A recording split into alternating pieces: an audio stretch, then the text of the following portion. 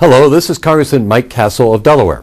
As 30,000 additional American service members continue to move into Afghanistan under the counterinsurgency strategy outlined by General McChrystal, Americans are reminded about our important role in this vulnerable region.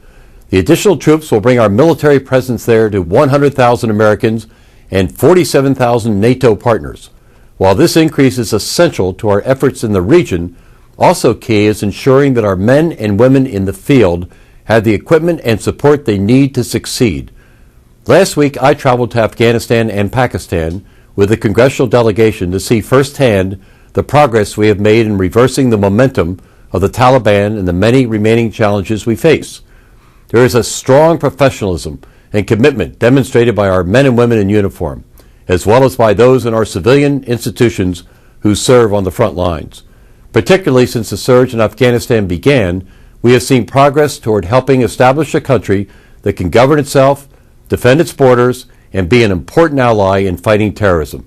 However, we need to remain focused on our goals and maintain a sense of realism about what is achievable for this region.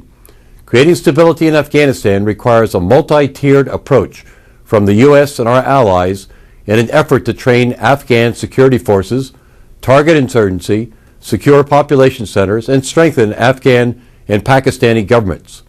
Only with significant growth in these key areas can we expect to prevent this region from serving as a safe haven for radical Islamic terrorists once again. For this strategy to succeed, it is essential that Afghan security forces, army and police, must grow in numbers and effectiveness, which serve to inspire better local governance. In an effort to improve the training of local military, coalition, and Afghan forces, are living and working together in many cases and have established a united presence amongst the local populations. The focus on agriculture will hopefully make progress in reducing the rampant opium and narcotics trade in this area. While President Karzai has pledged to help eradicate poppy crops, there must be development in Afghanistan of crops and methods other than poppies to sustain the people of this country. In southern Afghanistan, the U.S. Department of State and Agriculture are working to help this former agricultural hub of Afghanistan regain its potential. Understanding the realities on the ground in Afghanistan directly from our top military commanders is essential. Republicans are pleased with the decision by Secretary Gates to stay on as head of the Pentagon, and we urge the President to follow his advice of making strategic decisions based on conditions on the ground. Secretary Gates has worked to reaffirm our short and long-term goals to our troops and continues to commend their sacrifice. This outreach is very important, and we thank him. We now know that the U.S. military faces fewer threats involving conventional forces than during the Cold War. Instead, terrorist networks deploy unconventional uses of force that remain invisible until their sudden attack. To circumvent and preempt this threat, we rely heavily on our intelligence gathering systems and professionals at home and abroad. The recent suicide attack on the CIA in Khost reminded us of the determination of terrorists. The arrest of Umar Farouk Abdul Muttalib makes clear that there is much to be reviewed in the way that intelligence is shared, collected, analyzed, and in our methods of approach. At home, a systemic failure within our intelligence analysis and airport security must be corrected to defeat the ever-changing strategy of those who seek to harm Americans.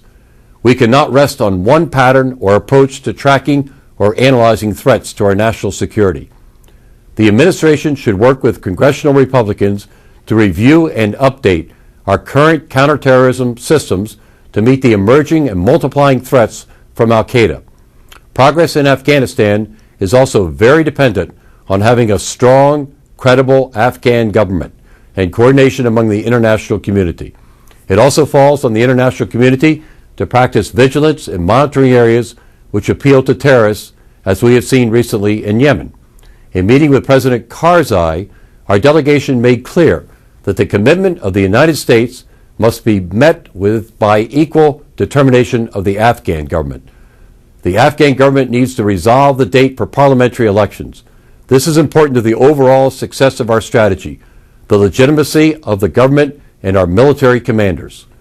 We can continue to reverse the momentum of the Taliban, help build indigenous security forces just as we did in Iraq, and help the people of Afghanistan and Pakistan with development assistance.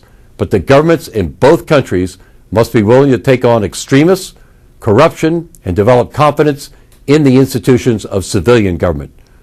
There is much to be proud of on the ground in Afghanistan. We should all be very thankful for the men and women who are making such sacrifice away from their own families every day. Thank you for listening.